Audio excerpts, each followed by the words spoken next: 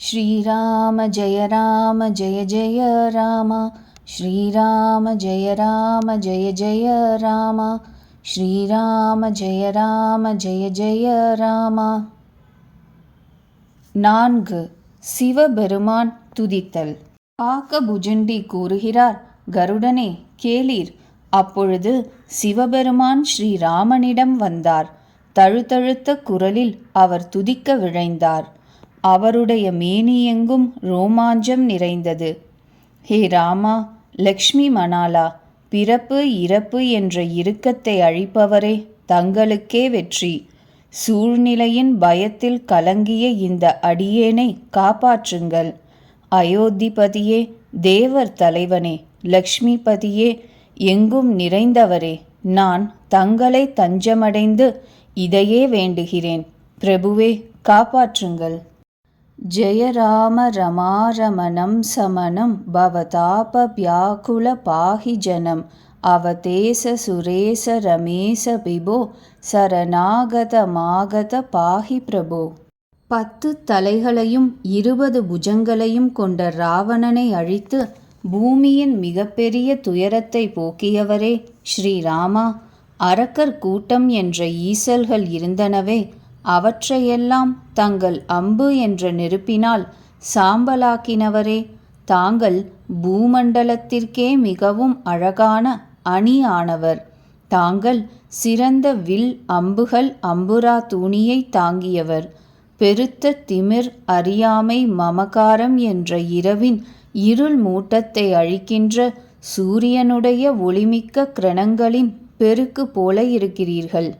காமதேவன் என்ற வேடன் மனிதர்களாகிய மான்களின் உள்ளங்களில் சிற்றின்ப வேட்கை என்ற அம்பு தொடுத்து வீழ்த்திவிட்டான். நாதா, ஹரே பிரபோ, அந்த மன்மதனை வென்று சிற்றின்ப காட்டில் தவறிப்போய் சிக்கிவிட்ட பாமரர்களான அநாத ஜீவர்களை காப்பாற்றுங்கள். மக்கள் பலவித பிணிகளிலும் பிரிவுகளாலும் துயரமுற்று இருக்கின்றனர். இவையெல்லாம் தங்கள் திருவடிகளை புறக்கணித்ததின் பயன்தான். எந்த மனிதர்கள் தங்கள் திருவடி தாமரைகளில் பற்று கொள்ளவில்லையோ அவர்கள் ஆழ்ந்த உலகியல் கடலில் மூழ்கியுள்ளனர். எவர்களுக்கு தங்களது திருவடி தாமரைகளின் அன்பு இல்லையோ அவர்கள் என்றுமே மிகவும் ஏழ்மையுற்று அழுக்கு பிடித்து துயருற்றவராவர். எவர்களுக்கு தங்களுடைய சரித்தம் ஊன்றுகோலோ அவர்களிடம் சாதுக்களும் பகவானும் எப்பொழுதும் பிரியமாக இருப்பார்கள். அவர்களுக்கு எதிலும் ஆசை இராது, பேராசை இராது, தற்பெருமை இராது, திமிர் இராது. அவர்களுக்கு செல்வமும் விபத்தும் சமம்தான். இதனாலேயே முனிவர்கள் கடினமான யோக சாதனையை அறவே துறந்து விடுகிறார்கள்.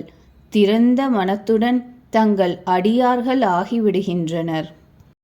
துறவிகள் பேரன்போடு உறுதி பூண்டு இடைவிடாது தூய இதயத்துடன் தங்கள் திருவடி தாமரைகளுக்கு பணிபுரிகிறார்கள்.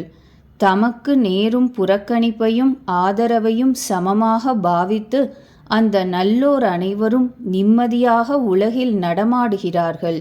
முனிவர்கள் மன தாமரைகளில் வாழும் வண்டே, போரில் மிகவும் வல்லவரே, வெற்றி கொள்ள முடியாதவரே, ரகுவீரா, நான் தங்களை வழிபடுகிறேன்.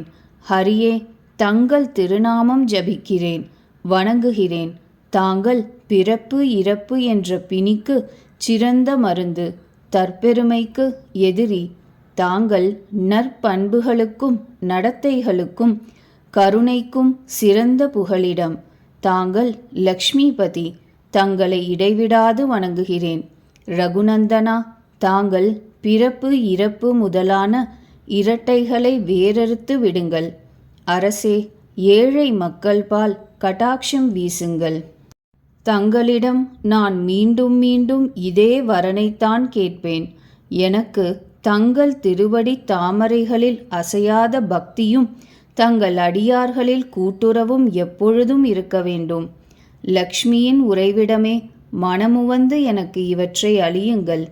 ஸ்ரீராமனின் குணங்களை பாராட்டிவிட்டு உமாபதியான சிவபெருமான் மகிழ்வுடன் கைலாசம் சென்றார். அப்பொழுது ஸ்ரீராமன் வானரர்களுக்கு எவ்விதத்திலும் இன்பமளிக்கும் இருக்கைகளை அளிக்க பணித்தார். காக்கபுஜண்டி கூறுகிறார், கருடனே கேளுங்கள், இக்கதை மனிதர்களை தூய்மையாக்குவது, 3 விதமான தாபங்களையும் பிறப்பு இறப்பு என்ற பயத்தையும் அகற்றுவது. ராமச்சந்திர மகாராஜனின் பட்டாபிஷேக வைபவம் மகா மங்களமானது. இதை கேட்கின்ற மனிதர் வைராகியத்தையும் ஞானத்தையும் பெறுவர். எந்த மனிதர் பயனில் பற்றுக்கொண்டு கேட்கிறார்களோ பாடுகிறார்களோ பலவிதமான சுகங்களையும் செல்வங்களையும் பெறுவர்.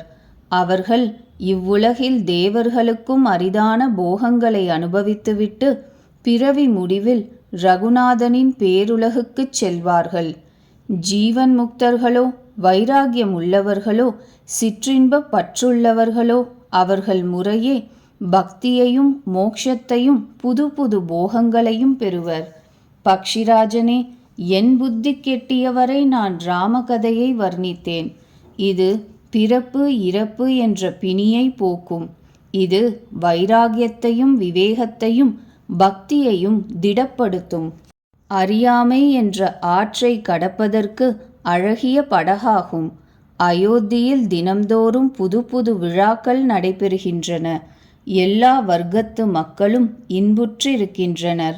ஸ்ரீராமனின் திருவடிகளை சிவபெருமானும் முனிவர்களும் பிரம்ம தேவனும் வணங்குகிறார்கள். அவற்றில் எல்லோருக்கும் மேன்மேலும் புதிதாக புதிதாக பக்தி வளர்கிறது. ஏழைகளுக்கு பலவாறு ஆடை அணிகள் வழங்கப்பட்டன.